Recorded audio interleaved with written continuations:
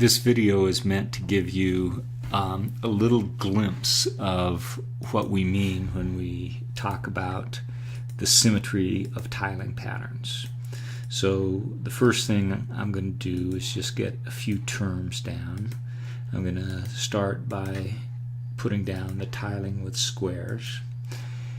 So the tiling with squares has a bunch of different types of symmetry. First of all, if we imagine that this tiling went on forever and we were just to shift it to the right, so we made this point in the middle of the square go over to that point, the pattern would look exactly the same. And in particular, a way to think of it is if you looked at the pattern and then you closed your eyes and then somebody shifted it and you opened your eyes, you couldn't tell that somebody had done anything to the pattern. So we call this translational symmetry, when you can shift the pattern like this. And the tiling of squares actually has more than one direction of translational symmetry. We can shift it to the left or the right, and we can also shift it up or down, and we could also shift it diagonally actually, but the two primary axes of symmetry are just horizontal and vertical. It also has two different types of fourfold centers of symmetry. So by this we mean that if we were to look in the middle of one of these squares, it has fourfold center, which means symmetry, which means that we could rotate the whole pattern by a fourth of the way around the circle, which is 90 degrees, and it's going to look exactly the same. So once again, you could close your eyes, somebody could rotate the pattern by 90, open your eyes, you couldn't tell they had done anything. But there's another type of fourfold center, and that's where the at the vertices of the squares. So these are two very different looking fourfold centers of symmetry, and it turns out we have twofold centers of symmetry in the middle. And it turns out it also has what are known as glide reflectional symmetry, but we're not actually going to go into that right now because we're not trying to go into just total depth about this subject. So one thing is, if you just look at like simple patterns that don't have any translational symmetry, there's infinitely many symmetries that we can have. Okay, in particular, the pentagon has fivefold symmetry, the decagon here has tenfold symmetry, the octagon has eightfold symmetry, hexagon sixfold symmetry, we could get the dodecagon that has 12-fold symmetry, we could make patterns that add 100-fold symmetry, 200-fold symmetry. There's just no limit to the symmetry that we could have. But the thing that's interesting is when you start adding translational symmetry, the number of possibilities just gets enormously reduced. And so we call a tiling pattern, just like the tiling with squares, is something that has at least two different directions of translational symmetry. And that's like the tiling of squares has that, the tiling of hexagons, just all sorts of things that we've done have two different directions of translational symmetry, and we call those tiling patterns. And it turns out that when you look at the symmetry of tiling patterns, there's something called the crystallographic restriction, which says that no tiling pattern can have any rotational symmetry bigger than 6, and it also can't have fivefold symmetry. So tiling patterns can only have either no rotational symmetry, or twofold centers, or threefold centers, or fourfold centers, or sixfold centers. And it turns out that there are only, when you start just analyzing everything in detail, you can prove that there are only 17 different symmetries that tiling patterns can have. Now I'm just going to illustrate, give some illustrations of this. Okay, one of the things is here I've made a dodecagon that has threefold symmetry, and I've added some triangles to it.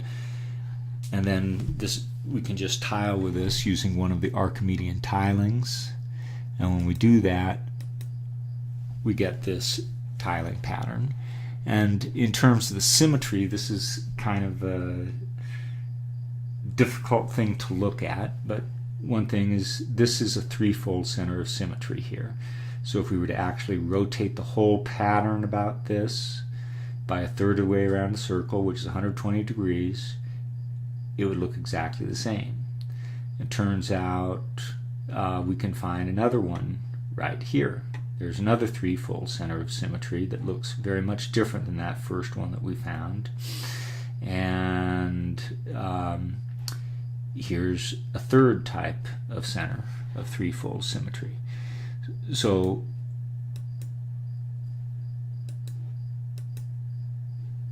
it turns out that and I think this is just a very interesting thing, is it turns out that in any pattern, this is illustrating just how limited the symmetries can really be.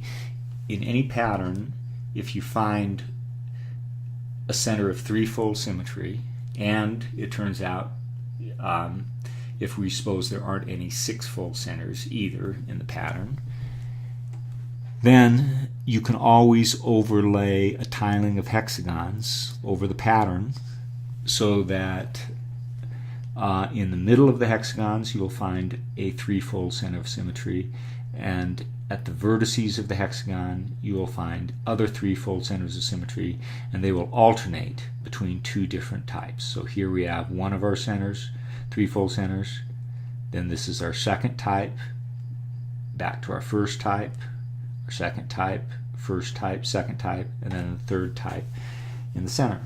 So we see that this is just an example of what we mean by there are only 17 different symmetries, that you could just have infinitely many patterns that have threefold centers of symmetry, but all of them essentially have the same symmetry, and that we could overlay this tiling of hexagons and the centers of symmetry would be in the same relative proportion. Okay, now let's see, I'm going to show you here some things about fourfold centers of symmetry very quickly. Here is the Archimedean tiling where we use octagons and squares. This pattern has fourfold symmetry, and it turns out that any pattern that has fourfold centers of symmetry, you can always overlay the tiling of squares, and in the middle of the squares you will find one type of fourfold center. At the vertices you'll find another type of fourfold center, and in the middle of the edges you'll find twofold centers. So here the octagon, an octagon itself has eightfold symmetry, but in the tiling pattern it is only a fourfold center of symmetry, just because if we were to rotate the octagon around by an eighth of the way, the pattern wouldn't look the same. If we rotate it by a quarter of the way, it will look the same here. So it turns out that any pattern that has fourfold symmetry, its rotational centers of symmetry are just like the squares. But it turns out that there are actually three different types of symmetry that patterns that have fourfold symmetry can have when we start including the reflections. One of them is the symmetry of the squares, and we see that this Archimedean tiling pattern actually has the same symmetry as the squares. But you could also make patterns that don't have any rotational symmetry at all. Here's an example of a pattern, and it's a very nice pattern. I'm not really going to analyze it too well, but one thing I would just say is one way of making patterns that don't have any rotational or any reflectional symmetry but that have fourfold rotational symmetry is just to make an octagon that has fourfold symmetry, like this right here, but that doesn't have any reflections. and then just tile with it using the Archimedean tiling pattern of octagons and squares. And here we see that this pattern, after we've done this, we could overlay this tiling of squares, and in the middle of it we have one type of fourfold center. At the vertices we have another, and then in the middle of the edges we have twofold center. Now it turns out that there's a third type of pattern that has fourfold symmetry, but when you look at reflections it's different than the other two. And this is a very common tiling pattern with bricks. Turns out that there's something interesting about this that makes it different from those other two that we looked at.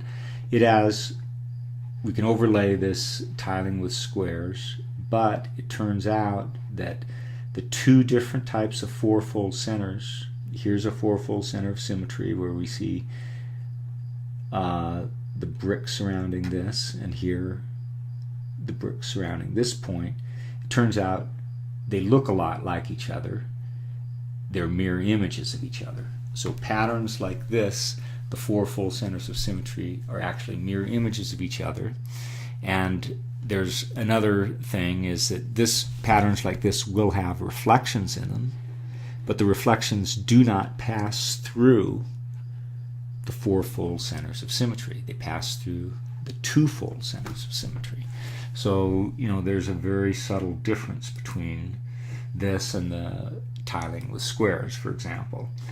The snub squares Archimedean tiling pattern, it has exactly that sort of symmetry where we see fourfold centers here in the middle of the squares, fourfold centers at the vertices, but here we see that these everything's going around like in a counterclockwise spiral. Here everything's going around in a clockwise spiral.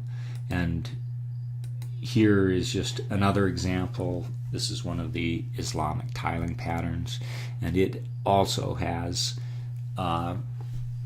fourfold centers of symmetry, but it has the same symmetry as the snub squares, not the regular squares. So anyway, I've gone over this very quickly, but I just hope that it gives you a little bit of an idea of just how mathematical the study of symmetry can be. And really, you do not have to understand all of the mathematics behind it in order to appreciate it and to use it to make some very nice tiling patterns. And I would say that it's possible to do a lot of this math just using kind of high school geometry, but it does help to be able to use more advanced math like linear algebra. So it can really be quite an advanced mathematical subject.